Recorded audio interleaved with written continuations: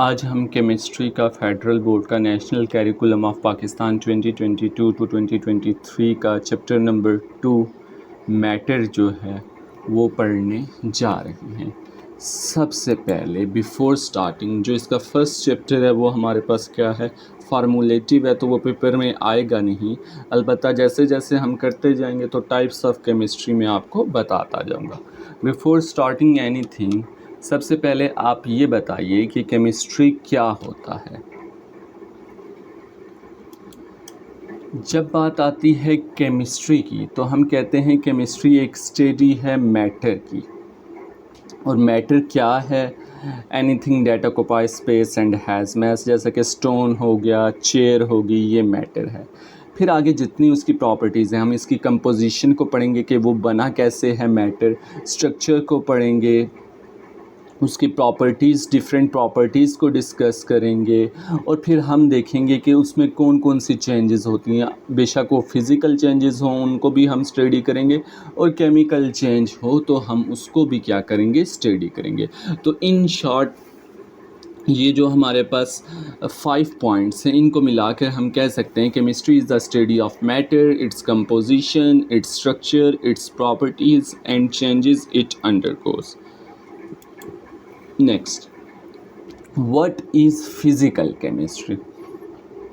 Physical chemistry से क्या मुराद है? जो वर्ड फिज़िकल केमिस्ट्री है इसमें सबसे पहले आ रहा है फ़िज़िकल, और फिज़िकल रिलेटेड टू फिज़िक्स, और फिज़िक्स में हम क्या करते हैं, मोस्टली लॉज एंड थ्योरीज पढ़ते हैं। और केमिस्ट्री जो हमारे पास है ये क्या है, अभी हमने देखा कि मैटर से रिलेटेड है, स्टडी ऑफ मैटर को हम केमिस्ट्री कहते हैं। तो इन शॉर्ट जो फिज़िकल केमिस्ट्री की हम डेफिनेशन लिख सकते हैं, सबसे पहले हम कहेंगे कि ये ब्रांच ऑफ केमिस्ट्री है जो डील किसके साथ करेगी, लॉज एंड थ्योरीज, ताकि हमें मैटर का स्ट्रक्चर समझ आ जाए और मैटर के अंदर क्या क्या चेंजेस हो रही हैं उसको हम देख सकें। जो इस बुक का पहला चैप्टर है वो हमारे पास क्या है, मैटर है। तो फिज़िकल केमिस्ट्री का ही क्या है हमारे पास टॉपिक है। अब आते हैं मेन टॉपिक की तरफ कि मैटर क्या है। मैटर हम कहते हैं एनीथिंग, कोई भी चीज़ हो सकती है जिसमें दो प्रॉपर्टीज़ हों। पहला, उसका कुछ ना कुछ मैस हो, दूसरा वो कुछ ना कुछ वॉल्यूम को क्या करे, ऑक्युपाई करे। Matter is anything that has mass and occupy volume.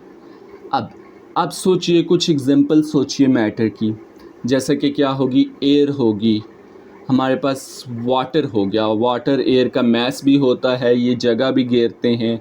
Rock हो गया, अगेन इसका मैस भी है और ये क्या है, वॉल्यूम को ऑक्युपाई भी करता है, तो ये मैटर है। अब मैटर विजिबल भी हो सकता है, इनविजिबल भी। विजिबल जो दिखाई दे, जैसा कि वाटर, रॉक हमें दिखाई देता है। इनविजिबल जो दिखाई ना दे, जैसा कि एयर है। तो मैटर दोनों हो सकते हैं। अब मैटर इट्सेल्फ जो है, उसका जो बेसिक यूनिट है जिससे वो बना होता है वो एटम है। एटम से मैटर बने होते हैं। आगे हम चलें तो हम पढ़ेंगे स्टेट्स ऑफ मैटर क्या है। पहले समझ लेते हैं कि ये जो वर्ड है स्टेट्स ऑफ मैटर, इससे मुराद क्या है। स्टेट हम कहते हैं फिज़िकल फॉर्म जिसमें मैटर क्या कर रहा होगा, एग्जिस्ट कर रहा होगा। हमें कैसे पता चलेगा, हम इसको क्लासीफाई करते हैं, डिटरमिन करते हैं कुछ फिज़िकल प्रॉपर्टीज़ के थ्रू, जैसे कि shape, volume, arrangement of particles, उसके बाद फ्लूइडिटी। इन सारी प्रॉपर्टीज़ को जहन में रख के हम मैटर्स को जो है डिफरेंट कैटेगरी में हम क्लासीफाई करते हैं। सबसे पहले हमारे पास स्टेट ऑफ मैटर आ जाती है सॉलिड, फिर आएगी लिक्विड, फिर हमारे पास आएगी गैस, एंड फिर हमारे पास प्लाज्मा आएगी, एंड लास्टली हमारे पास आ जाएंगी एक्सोटिक और इंटरमीडिएट स्टेट्स। तो ये हमारे पास 4 स्टेट्स ऑफ मैटर है, और फिफ्थ जो है हमारे पास एक्सोटिक और इंटरमीडिएट स्टेट है। अब हम डिस्कस करेंगे कि सॉलिड क्या है, लिक्विड क्या है, गैस क्या है। इन फॉर्म ऑफ कंपैरिजन करेंगे, इजी टू रिमेंबर है, और हमारा जो है बहुत ज़्यादा टाइम भी इस पर वेस्ट नहीं होगा। सबसे पहले प्रॉपर्टी है कि डेफिनेट शेप। तो सॉलिड की कुछ ना कुछ ख़ास शक्ल होती है। फिर आ जाता है हमारे पास लिक्विड। लिक्विड की कोई ख़ास शेप नहीं होती, जिस बर्तन में जिस जगह आप डालेंगे वो वैसी शेप को इख्तियार कर लेगा। सेम केस विद गैसेस, उनकी भी डेफिनेट शेप नहीं होती। अब हमारे पास आ जाता है डेफिनेट वॉल्यूम। तो सॉलिड का एक डेफिनेट वॉल्यूम होता है जो ना कम होगा ना ज़्यादा। लिक्विड का भी क्या होता है, डेफिनेट वॉल्यूम होता है। अगर पानी हमारे पास है 1 लीटर पानी है हमारे पास, उसको जिस भी बर्तन में आप डाल दें वो 1 लीटर ही रहेगा, उसका वॉल्यूम जो है वो क्या लेगा, डेफिनेट रहेगा। गैसेस का डेफिनेट वॉल्यूम नहीं होता, क्यों? क्योंकि अगर जगह ज़्यादा होगी तो वो ज़्यादा जगह को घेर लेंगे, वॉल्यूम उनका एक्सपेंड हो जाएगा। जगह कम हो जाएगी तो वॉल्यूम उनका क्या हो जाएगा, डिक्रीज़ हो जाएगा। इसलिए इसकी डेफिनेट मीन ख़ास। ओके, नेक्स्ट हमारे पास आती है अरेंजमेंट ऑफ एटम, कि विद इन मालिक्यूल पार्टिकल्स कैसे अरेंज हैं। अगर आप इस शेप को देखें सबसे पहले, तो क्या है इसके पार्टिकल्स? इसके पार्टिकल्स जो हैं रेगुलर अरेंजमेंट हैं, बिल्कुल स्ट्रेट लाइन, एक ख़ास पैटर्न के थ्रू वो अरेंज हुए हैं। लिक्विड की अगर आप ये देखें पिक्चर, इसमें जो पार्टिकल्स हैं वो रैंडमली अरेंज है, इर्रेगुलर अरेंजमेंट है। सेम केस विद गैसेस, कोई पैटर्न हमें गैस की पिक्चर में नज़र नहीं आ रहा, इर्रेगुलर अरेंजमेंट है। ओके, अगर डेफिनेशन आपसे पूछी जाए ना, व्हाट इज़ सॉलिड, तो हम इन्हीं प्रॉपर्टीज़ को यूज़ करके कह सकते हैं solid is a state of matter which has definite shape and definite volume. It has regular arrangement of atoms. तो प्रॉपर्टीज़ को ही यूज़ करते हुए हम उसकी डेफिनेशन बना सकते हैं। जब भी डेफिनेशन आपसे पूछी जाए तो एग्जाम्पल मस्ट दिया करें, एग्जाम्पल बहुत इम्पॉर्टेंट होगी। आगे चलते हैं हमारी स्पेस बिटवीन पार्टिकल्स, के पार्टिकल्स के दरमियान कितनी स्पेस होगी। तो जो सॉलिड होता है उसके पार्टिकल्स टाइटली पैक्ड टुगेदर होते हैं, तो उनके अंदर तो स्पेस बिल्कुल नहीं होगी। फिर आ जाते हैं लिक्विड की तरफ, तो वो लूजली पैक्ड होते हैं, तो उनके अंदर थोड़ी सी स्पेस होगी, एज़ कम्पेयर टू सॉलिड क्या होगी, थोड़ी ज़्यादा होगी। फिर बात आती है गैसेस की, तो गैसेस के पार्टिकल एक दूसरे से फार अपार्ट होते हैं, तो उनके अंदर लिक्विड से भी ज़्यादा, काफ़ी ज़्यादा क्या होती है, स्पेस होती है। नेक्स्ट प्रॉपर्टी हमारे पास आती है पार्टिकल्स मोशन, के सॉलिड के अंदर जो पार्टिकल हैं वो उनका मोशन कैसा है। तो सबसे पहले पार्टिकल जो सॉलिड के हैं वो वाइब्रेट कर सकते हैं। क्यों वाइब्रेट करते हैं, क्यों मूव नहीं करते या स्लाइड पास्ट क्यों नहीं करते? क्योंकि वो टाइटली पैक टुगेदर हैं। जब वो टाइटली पैक टुगेदर हैं तो उनकी मूवमेंट रिस्ट्रिक्टेड हो जाएगी। मूवमेंट रिस्ट्रिक्टेड हो जाएगी तो वो सिर्फ क्या कर सकेंगे, वाइब्रेट कर सकेंगे। लिक्विड की तरफ आ जाते हैं, वो लूजली पैक्ड हैं, तो वो क्या कर सकेंगे, वो स्लाइड अपार्ट कर सकेंगे। याद रखिएगा, स्लाइड अपार्ट का ये मतलब है कि वो एक ही पार्टिकल दूसरे पार्टिकल से ऊपर होकर नीचे आ जाएगा, लेकिन वो कभी भी दूसरे पार्टिकल से डिटैच, बिल्कुल फ्रीली मूव नहीं कर सकेगा डिटैच होके। गैसेस की बात करें तो ये जो होते हैं पार्टिकल्स एक दूसरे से बहुत दूर होते हैं, तो ये फ्रीली क्या कर सकेंगे, मूव कर सकेंगे। फिर हमारे पास आती हैं प्रॉपर्टी इंटरमॉलिक्यूलर फोर्सेस, या हम एटॉमिक फोर्सेस कहते हैं। हम इसकी जगह ये भी कह सकते हैं forces that hold particles together. Okay, जो सॉलिड है उसमें क्या है, टाइटली पैक क्यों होगा ये पार्टिकल्स, क्योंकि उसमें फोर्सेस काफ़ी स्ट्रांग है। पार्टिकल्स को जिन्होंने होल्ड रखा है फोर्स काफ़ी स्ट्रांग है, तो पार्टिकल्स टाइटली पैक्ड होंगे।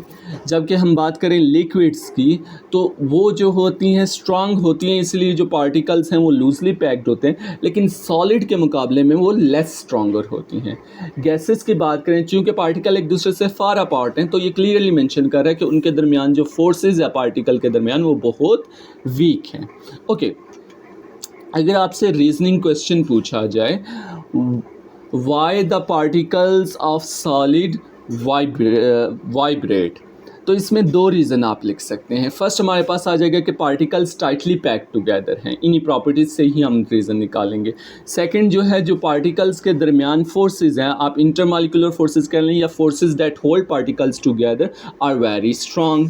इसलिए इसी तरह अगर आपके पास क्वेश्चन आ जाए why the particles of liquid are loosely packed together, तो हम इसकी रीज़न सिंपल लिख सकते हैं, because the forces that hold particle together are less stronger than solid, और हम लिख सकते हैं मॉडरेट लिख सकते हैं। तो ये हमारे पास रीज़न आ जाएगी।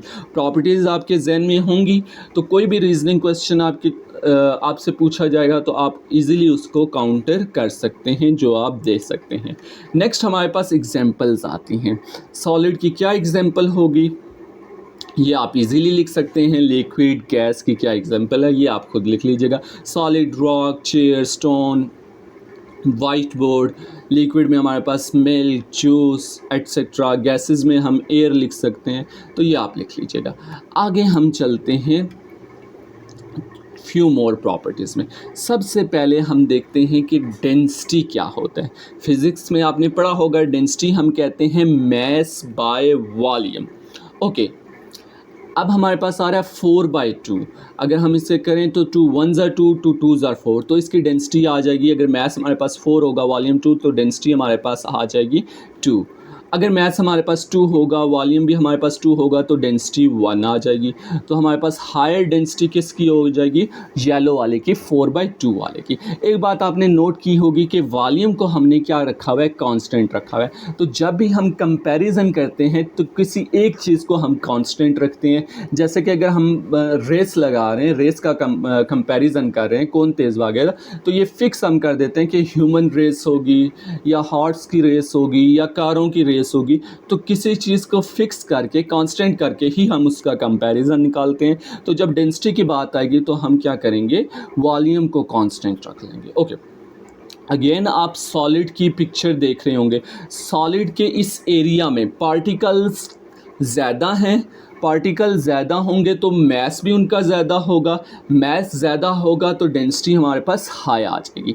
लिक्विड की अगर आप पिक्चर देखें, उतना ही वॉल्यूम है, लेकिन पार्टिकल्स जो हैं एज़ कम्पेयर टू सॉलिड कम है, क्योंकि स्पेसेस हैं उनके दरमियान, तो उसका मैस कम होगा। मैस कम होगा तो डेंसिटी लिक्विड्स की सॉलिड से कम होगी, लेकिन ये स्टिल हाई होती है। गैस में अगेन सेम वॉल्यूम है, उतना ही वॉल्यूम है, पार्टिकल्स और ज़्यादा कम है, तो डेंसिटी क्या हो जाएगी, मैस कम हो जाएगा। मैस कम होगा तो इसकी डेंसिटी भी क्या हो जाएगी, कम हो जाएगी। तो गैसेस की लो डेंसिटी होती है।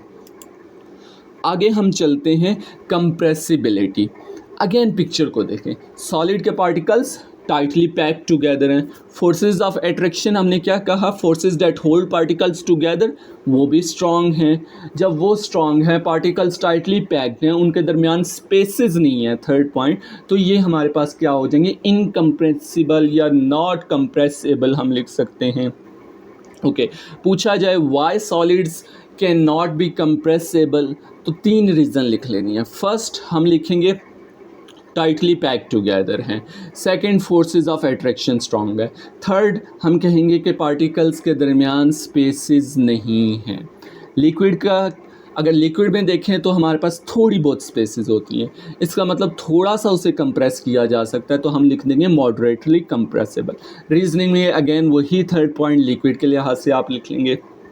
फिर हमारे पास आ जाएगा गैसेस। तो गैसेस में काफ़ी ज़्यादा स्पेसेस हैं, तो इजीली क्या वो हो जाएंगे, कंप्रेसेबल हो जाएगी। हम कंप्रेस करेंगे, स्पेसेस उनके दरमियान कम। रीज़न क्या है, अगेन वही 3 points with respect to gases आपने लिख देंगे। अब आता है लास्ट, हमारे पास आता है फ्लूइडिटी। ओके, अगर पार्टिकल्स मूव करेंगे तो एज अ होल जो मैटर है वो भी हमारे पास मूव करेगा। अब सॉलिड में पार्टिकल्स टाइटली पैक्ड टुगेदर हैं। जब पार्टिकल्स टाइटली पैक्ड टुगेदर हैं और वो जो स्ट्रक्चर है वो भी क्या है, कम्पैक्ट है, फोर्सेस ऑफ अट्रैक्शन स्ट्रॉन्ग हैं, तो वो कभी भी पार्टिकल्स मूव नहीं करेंगे तो वो फ्लो नहीं करेंगे। लिक्विड में पार्टिकल्स क्या कर सकते हैं, स्लाइड अपार्ट कर सकते हैं, और फोर्सेस ऑफ अट्रैक्शन थोड़ी लेस हैं, इसलिए वो क्या करेंगे, स्लाइड अपार्ट करेंगे। जब स्लाइड अपार्ट करेंगे तो वो फ्लो कर सकते हैं। गैसेस की बात करें तो फोर्सेस ऑफ अट्रैक्शन बिल्कुल नहीं है, तो वो particles easily one place to another place क्या कर सकते हैं, मूव कर सकते हैं। तो हम गैसेस का लिख सकते हैं कि वो क्या कर सकती हैं, मूव कर सकती हैं। अब अगर आप नोट्स बना रहे हैं तो काइंडली वीडियो को स्टॉप करें। why solid has higher density, why liquid has moderate density, why gases has low density, similarly for compressibility, fluidity। एक दफ़ा आप क्या करें, इनकी रीजंस को खुद लिखिए अगर क्वेश्चन पूछा जाए।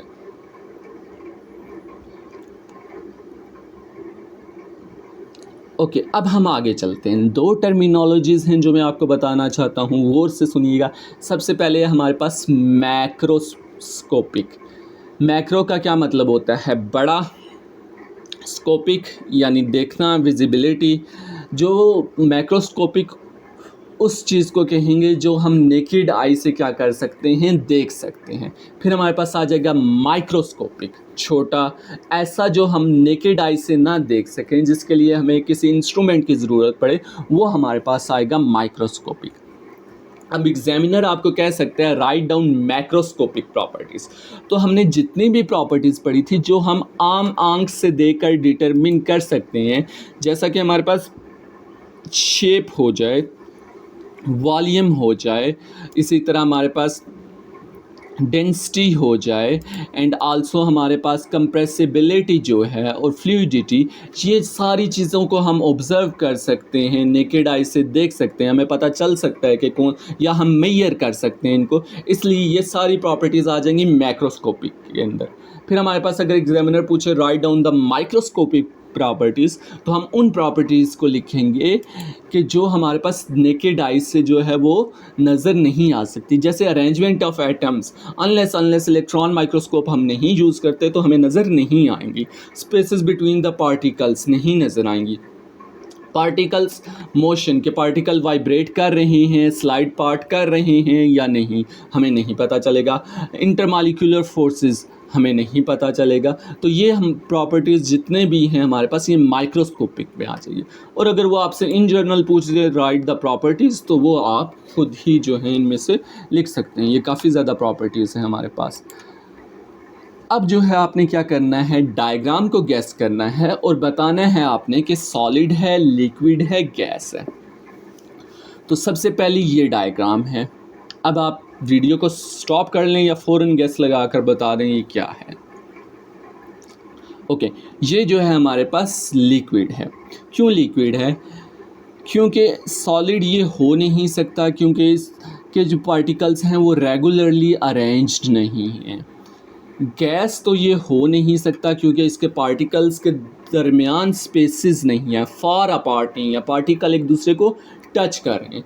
तो पीछे बचता है हमारे पास लिक्विड, तो ये क्या है, लिक्विड है। आल्सो इसके अंदर क्या है, थोड़ी बहुत स्पेसेस हैं, ये क्या है, लूजली अटैच्ड हैं। उसके बाद हमारे पास आ जाता है सॉलिड्स। सॉलिड की बात करें तो ये जो नेक्स्ट पिक्चर है हमारे पास, ये सॉलिड है। क्यों सॉलिड है? क्योंकि इसमें पार्टिकल्स की अरेंजमेंट रेगुलर है, पार्टिकल्स रेगुलरली अरेंज्ड हैं, इनके दरमियान जो है स्पेसेस बहुत ज़्यादा नहीं है, तो सॉलिड। लास्ट पे पार्टिकल्स एक दूसरे से बिल्कुल अटैच नहीं हैं। जब पार्टिकल्स एक दूसरे से बिल्कुल अटैच नहीं हैं और काफ़ी ज़्यादा गैप है, तो ये हमारे पास क्या है, इमेज गैस की है। ओके, नेक्स्ट हमारे पास प्रॉपर्टी है प्लाज्मा की। लेकिन प्लाज्मा की प्रॉपर्टी को डिस्कस करने से पहले कुछ बातें बहुत इंपॉर्टेंट है जो आपको पता होनी चाहिए कि एटम क्या है, उसका स्ट्रक्चर क्या है।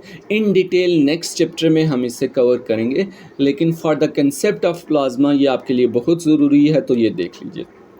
इमेज आप देख रहे होंगे, हमारे पास जो रेड सर्कल्स हैं और जो ग्रीन सर्कल्स हैं, ये दोनों मिल के हमारे पास क्या बना रहे हैं, न्यूक्लियस बना रहे हैं। जो ग्रीन सर्कल हैं वो हमारे पास न्यूट्रॉन्स हैं, जो रेड सर्कल है हमारे पास वो क्या हैं, प्रोटॉन्स हैं।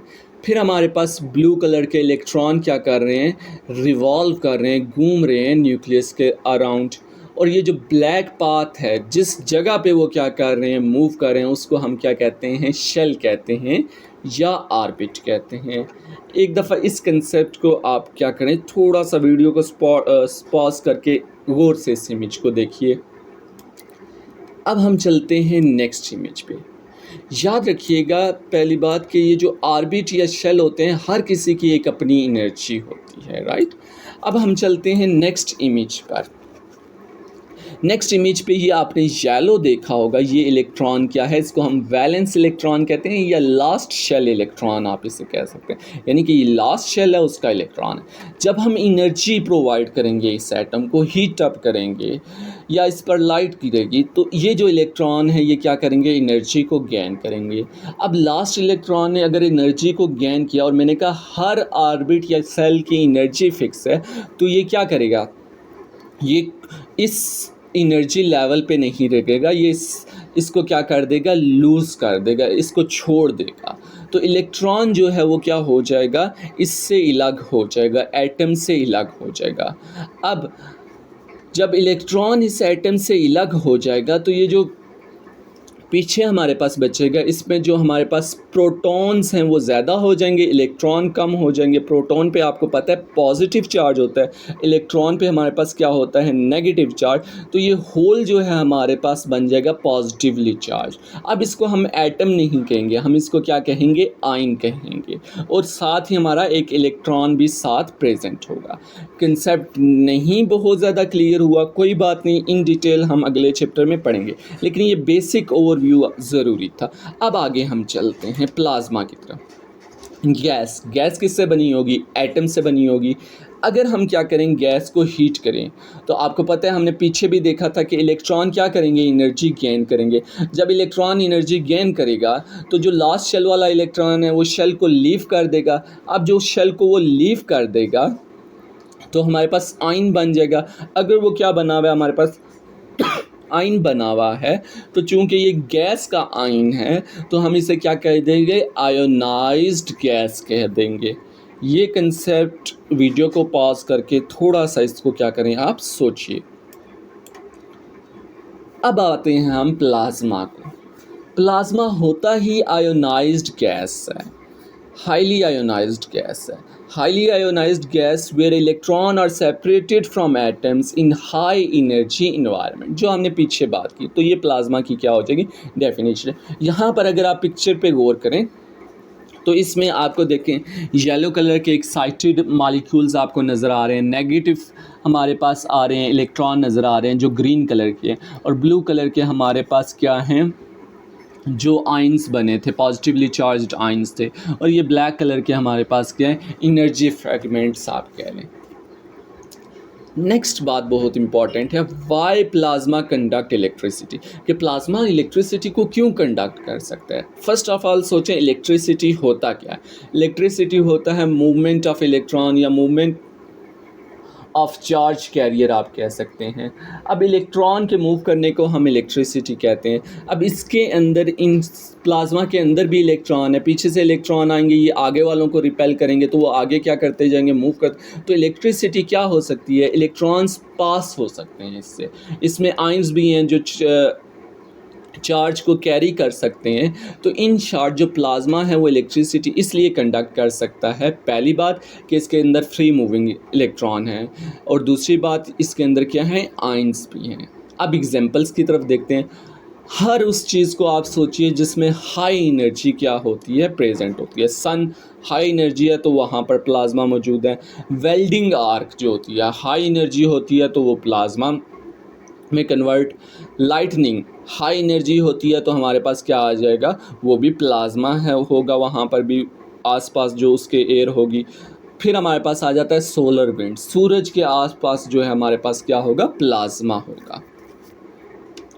नेक्स्ट हम चलते हैं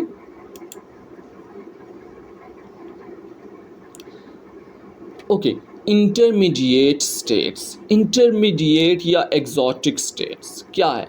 जो वर्ड एग्जॉटिक है ना, इसका मतलब होता है फॉरेन, अनयूजुअल या स्ट्रेंज। इसका मतलब ये जो स्टेट हैं ये हर जगह नहीं पाई जाएंगी, आम तौर पे हमें नहीं दिखेंगी क्योंकि ये हमारे लिए स्ट्रेंज होगी। और जो इंटरमीडिएट का मतलब होता है in between, in the middle. तो ऐसी स्टेट होगी जो सॉलिड और लिक्विड के क्या हो सकती है, दरमियान में हो सकती है। तो दो तरह की आपकी बुक में है, एक हमारे पास है BCE बोज आइंस्टाइन कंडेंसेट, और दूसरी हमारे पास है लिक्विड क्रिस्टल।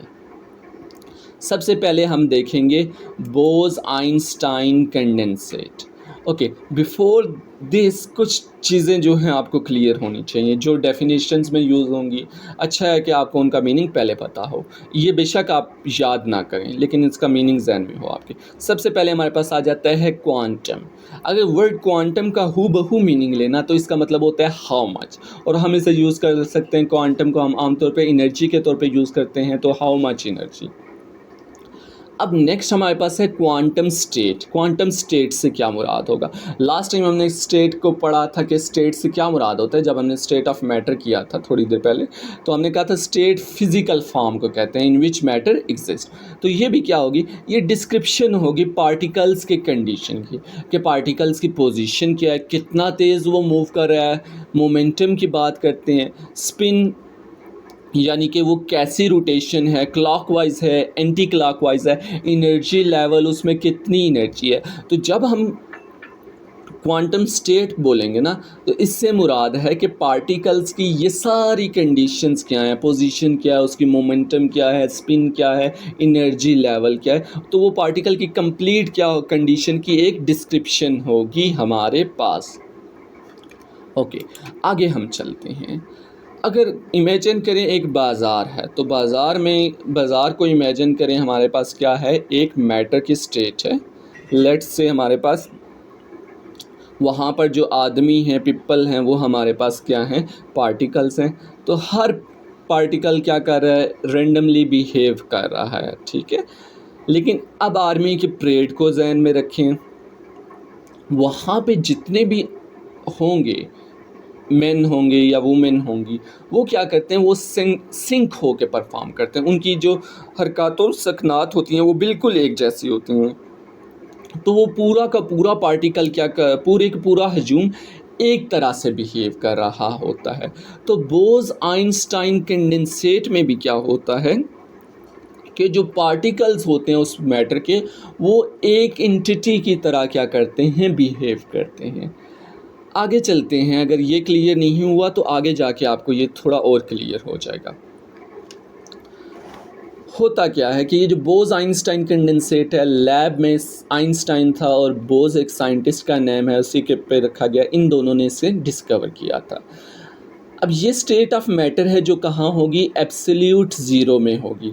एब्सोल्यूट ज़ीरो क्या होता है, जो 0 डिग्री केल्विन होता है, या -273.14 केल्विन, हम इसे -273.14 डिग्री सेल्सियस, ये हमारे पास एब्सोल्यूट ज़ीरो है, टेम्परेचर है। इस टेम्परेचर तक जब हम एक मैटर को क्या करते हैं, कूल डाउन करते हैं ना, स्टेट ऑफ मैटर को, तो जो पार्टिकल्स होते हैं ऑक्यूपाई सेम क्वांटम स्टेट, तो जो उसका स्पिन होगा वो भी सेम हो जाएगा हर पार्टिकल का, जो उसका मोशन है वो भी सेम हो जाएगा, हर पार्टिकल की एनर्जी भी सेम हो जाएगी। जब सब कुछ सेम हो जाएगा तो वो एक आर्मी परेड की तरह हर particle equal single quantum entity की तरह बिहेव करेगा। तो इस स्टेट को हम क्या कहते हैं, Bose Einstein condensate, state of matter that occurs at absolute zero temperature where particles occupy the same quantum state acting as single quantum entity। Absolute zero का हमने बता दिया कि 0 डिग्री केल्विन है या -273.14 डिग्री सेल्सियस है। एग्जाम्पल क्या है, रुबीडियम एटम्स को अगर आप एक्सट्रीमली लो टेम्परेचर पे रखेंगे तो वो भी बोज आइंस्टाइन कंडेंसेट में कन्वर्ट हो जाएंगे, सुपर फ्लूइड, सुपर कंडक्टर। तो ये फ्यू एग्जाम्पल्स हैं जो आपने क्या करनी है, प्रिपेयर करनी है। नेक्स्ट हम चलते हैं लिक्विड क्रिस्टल। तो ये हमारे पास जो है इंटरमीडिएट स्टेट है, ठीक है। पीछे वाली एक्सोटिक थी, ये इंटरमीडिएट स्टेट है। इसमें क्या होता है कि अगर हम सॉलिड को हीट करते हैं तो वो क्लाउडी लिक्विड में कन्वर्ट हो जाता है। जब ये क्लाउडी लिक्विड में कन्वर्ट होता है, जो क्या होता है, कम्प्लीटली डिज़ोल्व हो जाता है, ये इस स्टेट को हम क्या कह देते हैं, लिक्विड क्रिस्टल कह देते हैं। अच्छा, ये है क्या, ना तो इसको, ये जो क्लाउडी लिक्विड या ये जो लिक्विड क्रिस्टल है, ना तो हम इसे सॉलिड कह सकते हैं, ना हम इसे लिक्विड कह सकते हैं। ये इन बिटवीन है सॉलिड और लिक्विड के। इन बिटवीन का क्या मतलब, कुछ प्रॉपर्टीज़ इसकी क्या होंगी, लिक्विड वाली होंगी, कुछ प्रॉपर्टीज़ सॉलिड। तो ये लिक्विड की तरह मॉलिक्यूल इसके क्या कर सकते हैं, फ्लो कर सकते हैं, और जबकि सॉलिड की प्रॉपर्टी ये है कि इसके पार्टिकल्स में रेगुलर अरेंजमेंट होती हैं। एग्जांपल के तौर पे ये जो LCD हमारे पास टीवी स्क्रीन होती है, इसमें क्या होते हैं, लिक्विड क्रिस्टल होते हैं। LCD liquid crystal displace. Okay, जो आपको ना अगर दी जाएंगी डायग्राम्स तो वो आपको डिफरेंशिएट करने के लिए कि डायग्राम दी गई है कि सॉलिड है लिक्विड है, तो इसमें ये एग्जॉटिक और इंटरमीडिएट्स की एग्जामिनर आपसे डायग्राम नहीं पूछेगा। मोस्टली कौन सी होंगी, सॉलिड हो सकता है वो आपको लिक्विड की डायग्राम दे के पूछ सकता है कि ये कौन सी स्टेट है, गैस की दे सकता है या प्लाज्मा की दे सकता है। ओके, अब प्लाज्मा और गैस में डिफरेंस ये होगा कि दोनों के पार्टिकल सेपरेटेड होंगे, लेकिन जो हमारे पास प्लाज्मा होगा ना उसमें हमारे पास आयंस होंगे, नेगेटिव चार्ज वाले इलेक्ट्रॉन होंगे। नेगेटिव चार्ज होगा तो हम क्या कह देंगे, और पॉजिटिव चार्ज या पॉजिटिव चार्ज होगा तो हम उसे प्लाज्मा कह देंगे। लेकिन अगर कोई चार्जेस नहीं है, स्टिल पार्टिकल क्या हैं, सेपरेटेड हैं, तो हम उस स्टेट को क्या कहेंगे कि ये गैस है। यहाँ तक होप सो आपका क्लियर हो जाएगा। जो आगे वाला टॉपिक है वो हम क्या करेंगे, नेक्स्ट वीडियो में इंशाल्लाह कवर करेंगे कि हमारे पास एलिमेंट क्या है, सब्सटेंस क्या है, and so on. Like, share, and subscribe our channel, SKW. We will try our best to give simple and effective educational information via the use of the best animation.